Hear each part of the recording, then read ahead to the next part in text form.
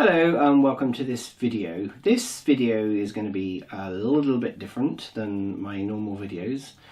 I'm going to use a deck of cards called the Creative Whack Pack by Roger Von Oak, and I use this actually more in a psychological context with clients to help them break through blocks, creative blocks, mental blocks, whatever it is that somebody feels that they need help with. I find that this creative whack pack can help them to think differently about things. Typically, business solutions, life solutions, whatever it may be. And I thought there's quite a few people that I've noticed on private forums and public forums regarding tarot card reading. They hit kind of a stumbling block. Everybody's different in learning things, but sometimes we can all hit a block where we just think, I'm not getting anything else out of this, what can I do? And very often what people do is they just stop, but then they lose their creative spark, as it were, and their flow becomes interrupted, and then picking up again later on can sometimes interrupt all that, and it feels like you're sort of starting from scratch. Whereas if when you're in flow you get a stumbling block or a creative block of some sort, and you can overcome that by thinking differently or doing something different, or just changing your viewpoint on something, you can work your way around the obstacle and continue on your journey. And I thought I would do this with regard to tarot card reading. Let's just explore this. I've never done this before with this particular subject, so I'm going to pretend that you watching this video has got an issue. You feel you've got an issue, a creative issue with learning or continuing to do tarot card readings. Whether you're learning them, reading for someone, starting out, doing it professionally, picking it up again, whatever it may be, I thought we would explore this as an issue, as it were, to overcome, or to think differently about. So the issue is that you have got a stumbling block in either reading cards for yourself or someone else, or learning the cards for yourself or someone else, or you just want to overcome something to do around tarot cards, okay, as a theme. So this is based on the Creative Whack Pack reading, or Whacker reading it's called, and it involves 5 cards. And what we have here is we've got 4 suits, as it were, as part of this deck. So the blue suit is called the Explorer. The orange suit is to do with the Artist. The green suit is to do with the Judge. And the red suit is to do with the Warrior. So, like any deck of cards, you normally shuffle them to get some form of randomness to the layout that you want. So this is going to involve 5. While I'm just shuffling the cards here, I might do I don't know what you call it, where you flick the cards and do it that way, because it might be easier to mix them up a little bit. So anyway, we'll do this, and while we're shuffling, so what we do is we have 5 cards, okay, from left to right. We've got Environment, we've got Mirror, we've got Shadow, we've got Caution, we've got Power.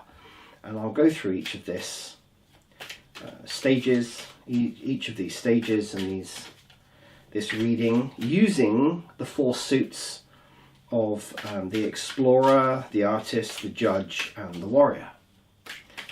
And each of those suits has got 16 cards in them, and they all represent various different things. So this can sometimes break down barriers. It can help you to think differently about whatever your problem will be to do with tarot cards. So let's just I want to mix these up really, really well. So let's just do this again. Bear with me.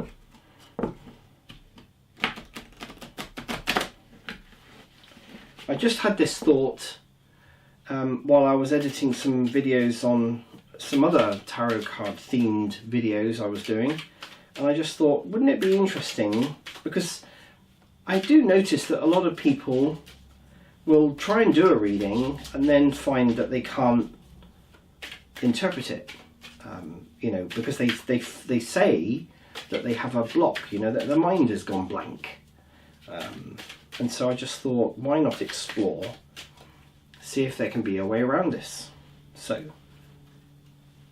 cards are pretty well shuffled, and let me just split the deck again. And I can't remember what that's called. Rifling or skiffling or something, I don't know. So let's pick 5 cards.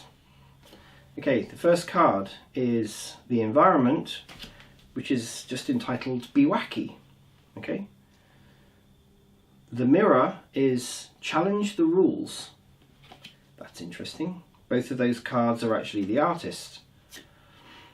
The third card is Focus on the Real Truth, and that's in the shadow. Also very interesting. Ask What If, which is all again an artist card. Now, interesting how we've got so many artist cards coming up here, and that is in the caution. Okay, and now we've got another orange card. They're all different, fairly different numbers, so there's fairly random, but they're all artist cards, which are quite 4 artist cards and 1 judge card. So this one is Make a Metaphor. Right. So thinking about our problem of a creative block with tarot card reading or understanding tarot cards. So in the environment, we've got the Be Wacky, which is rather an interesting card of a chap with the word whack in his hair. Okay, and it represents external forces surrounding your concept. What other people and issues have a bearing on your concept? So this could be something along the lines of an external influence. So the card actually says, one day a new product design team got into a really wacky mood and made fun of their product. They were zany and off the wall. The meeting was a great success and many new ideas were generated. The next week everybody was in the serious mood and no ideas were generated. Moral of this card: there's a close relationship between the aha of discovery and the ahaha of humour, and being wacky stimulates your creative juices. As the Chinese philosopher Lao Tzu put it, as soon as you have made a thought, laugh at it. Now this is quite interesting. Okay, so this is actually in the environment card, so external influences that could have an effect. Now, it could just be that you're taking yourself a little bit too serious with what you're doing. And sometimes, as this card would indicate, would be to be wacky about what you're doing. Be really funny, laugh, you know, be joyous about what it is you're trying to learn. In a way, look at something completely different than what it really is. So pick up your tarot deck and pretend that there's something completely different.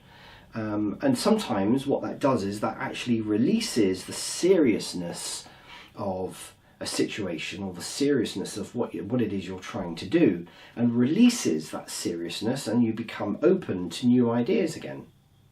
So that's actually quite interesting. So in the mirror card, okay, the mirror card, it represents the resources or the sources within you. What should you be tapping into? Again, really interesting. This card in this particular position is Challenge the Rules. Challenge the rules. Don't always, and I'm not going to read this one because I'm just going to go on the fly here. That to me would indicate that if you're, you know, again, if you're taking yourself too seriously, going back to the environment card, Sometimes we can stick by rules too much, and we get bogged down by this particular card means X, Y, and Z. Well, think wacky and think, well, what if it meant something completely different? What if it meant the complete opposite? You don't have to stay with that thought, but what if it did? And then maybe you may realise that actually, no, that card doesn't mean that. Like, for instance, if we take the Tower card means destruction, it means change, it means things happening suddenly. It's not something that is minor, it's quite major change. Challenge the rules. What if that card meant something else? What if it meant not a negative thing, but what if it meant a positive thing? Excuse me, I need to drink water, it's extremely hot today.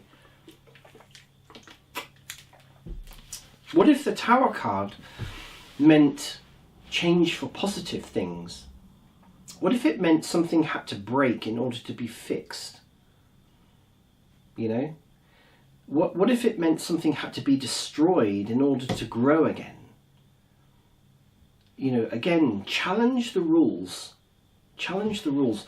Not every card in the tarot deck has to mean exactly what it says on, what the guidelines are or what the manual says.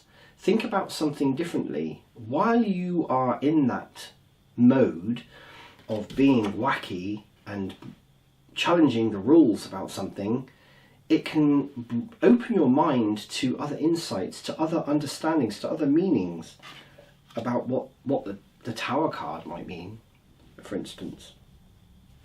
Now we move on to the Shadow card.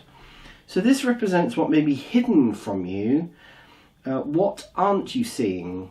And here we've got focusing on the real truth. Again, quite apt really.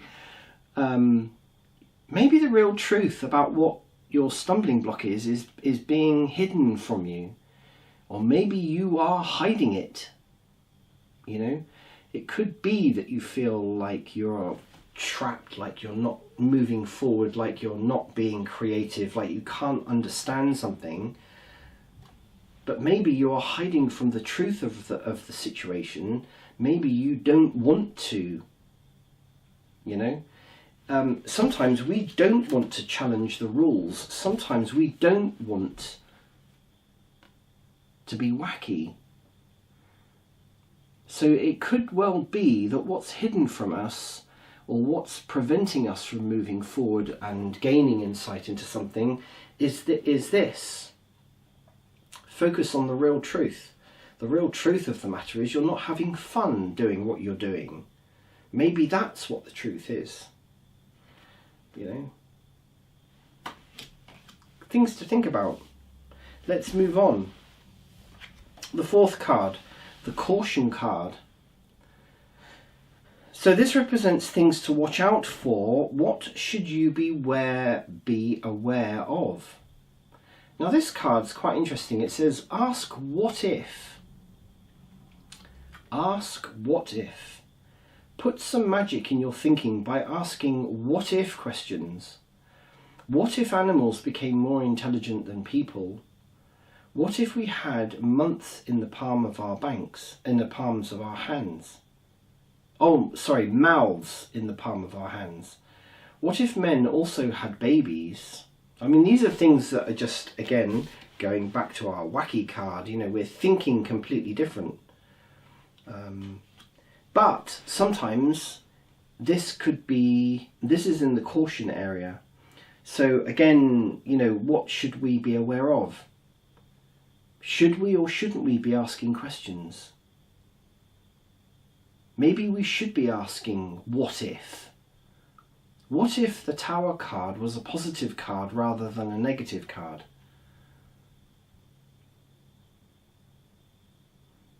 What if, I keep picking the Tower card.